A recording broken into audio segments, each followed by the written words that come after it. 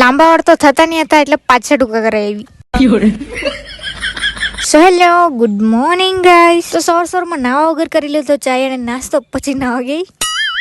આવીને આવીને પછી રેડી થવા લાગી. આ બધું ચોપડા વગર તો ચાલે જ નહીં. આ કુર્તી તો મેં પહેરેલી હતી પણ મને એવું લાગતું હતું કે મેં આમાં બહુ પતલી દેખાઉં છું એટલે મેં પાછી બદલી કાઢી હતી. તો કુર્તી બદલીને મેં બેસેલી હતી મસ્ત બહાર. અમે રાહ જોતા હતા અમારી ત્રીજી ફ્રેન્ડની. તેરી આવે ને તો બકબક કર્યા જ કરે એટલે છે ને આપણને કંટાળો બી નહીં આવે ગાઈસ. તેની રાહ જોતા હતા અમે બહાર બેસેલા હતા. પછી પાયુને મહેંદી પાડવા વાળે એવી જ ગયા. પછી ત્યાં બેસીને કંટાળો આવી ગયો. એટલી વારમાં ખુશલી બી આવી ગઈ એટલે અમને કંટાળો બી નહીં આવતો હતો. પછી અમે જમી લીધું ફટાફટ ખાવાનું, કેમ કે સવારનું કંઈ ઠૂસેલું નહીં હોય તો ગાઈસ એનર્જી નહીં રહી, એનર્જી. બાકી મેં વ્લોગના વિડીયો ઉતારું એટલે આ લોકો મને દાંત જ કઢાવ્યા કરે જ્યારે ત્યારે. ઠૂસીને પછી અમે જવાના હતા સલૂનમાં હેરકટ કરાવવા, કેમ કે મારા વાળ બહુ ફાટી ગયેલા છે. તો અમે નીકળી ગયા પહેલાં કરચેલિયા જવા માટે. અમે આવી ગયા હતા સીધા કરચેલિયા, પણ ત્યાં હેરકટ કરવાવાળું કોઈ હતું જ નહીં. તો અમારે જવું પડ્યું વલવાડા. એક તો આટલી દૂર જવાનું, એટલે દૂર બી નહીં પણ જવાનું કંટાળો આવતો હતો. પણ શું કરે, હેરકટ આજે જ કરાવવું પડે, પછી મેળ નહીં પડે. તો અમે આવીએ વલવાડા તુલસી કોમ્પ્લેક્સમાં. વાળ તો મેં ભૂતાડી જેવા લઈને આવેલી છું. તો પહેલાં તો ફટાફટ હેર વોશ કરી નાખ્યા. પછી હેરકટ તો મેં થોડાક જ કરાવ્યા છે, કેમ કે મારે થોડાક જ વાળ છે. મેં આગળ બટરફ્લાય કટ કપાયેલી એટલે થોડા લેસ તો કપાવવું જ પડે ગાઈસ. તો હેરકટ તો બહુ જ મસ્ત કર્યું હતું. તે થોડું લઈને પછી અમે જવા લાગ્યા નોવેલ્ટીમાં, કેમ કે અમારે થોડું ઘણું સામાન બી લેવાનું હતું ને. તો ત્યાંથી વાળ નિહાળતા અમે આવી ગયા વલવાડા નોવેલ્ટીમાં.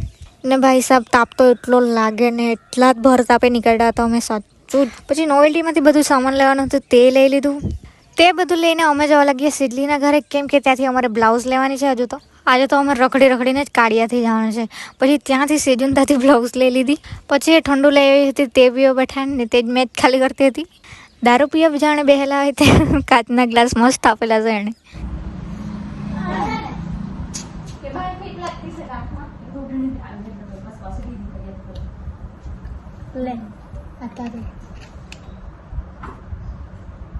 પીવાના કે તમે લોકો? ચાલો તમે લોકો તો નહીં પી, શરદી થઈ જાય તમને લોકોને.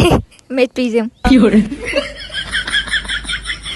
પછી સેજુ પર ઓરડી માંગી તને પિંક કલરની આપી દીધી. તો પિંકી પોંગી થઈને અમે જવા લાગ્યા વાસ્કુઈ આવીને પહેલાં તો નાસ્તો લીધો. પછી આવી ગયા નોવેલ્ટીમાં. ત્યાંથી થોડુંક સામાન લઈને પછી અમે જવા લાગ્યા પાયુના ઘરે. રસ્તે અમે એમ વિચારતા હતા કંઈ ભૂલી તો નથી આવ્યા ને, કંઈ ભૂલી તો નથી આવ્યા ને. સારું કંઈ ભૂલી નહીં આવ્યા હતા, પણ ભૂલી જ આવ્યા હતા. અને મારે પેટીકોટ લેવાનો હતો તે નહીં લાવ્યા હતા.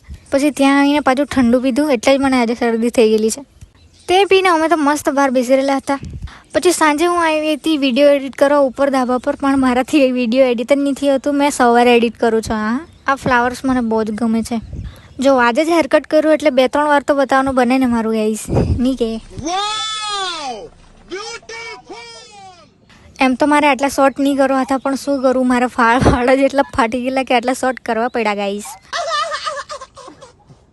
પછી મહેંદી પાડવાવાળી બીમાર હતી એટલે અમે જાતે જ ચિતારવા બેસેલા હતા. તો ભંગાર પડ્યો એટલે મેં સાફ કરી નાખ્યું પાછું. પછી સાંજે બહુ જ ભૂખ લાગી હતી તો ખુશલી લોકો લાવ્યા પડીકા, તે ખાવા બેઠા અમે. પડીકામાં બી એ મારો ફેવરેટ લાવી હતી એટલે મને તો બહુ જ ગમ્યું. પછી કાગળમાં જ બધું ફાડીને નાખી દીધું. પણ આવું કરવાની બી એક અલગ જ મજા હોય. હા, આપણે પછી ઘરે આવશું ને ત્યારે યાદ આવશે કે આપણે આવું કરેલું હતું. બધા કાગળ ફોડે તેટલી વાર તો મેં ખાવા બી લઈ ગઈ હતી.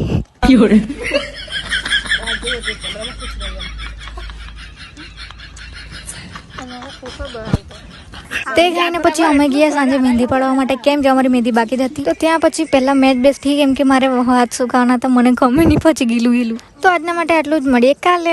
બાય.